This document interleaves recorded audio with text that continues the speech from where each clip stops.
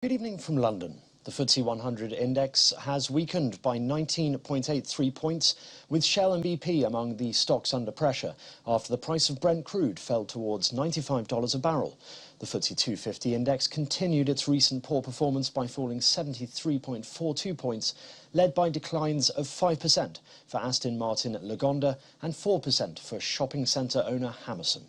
Asian stock markets were mixed on Monday after China cut an interest rate that affects mortgage lending. Shanghai advanced after the Chinese central bank nudged down its target rate for a 5-year loan to shore up weak housing sales. Tokyo and Hong Kong both declined. Oil prices rose nearly $1 per barrel.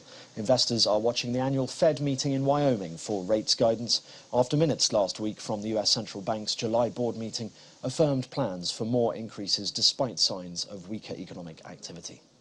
French supermarket retailer Carrefour said it would be freezing the prices on hundreds of its products in order to help French people tackle the soaring inflation in the country.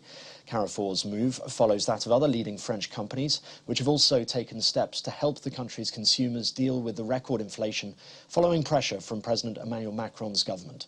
Carrefour said it would be freezing prices until November the 30th on a variety of products, ranging from food items to healthcare products and clothing.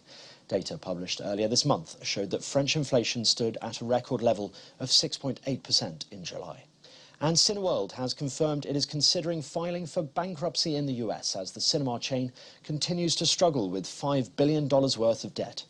But the company, which also owns the Picture House chain in the UK, insisted its cinemas remain open for business and that there would be no significant impact on jobs.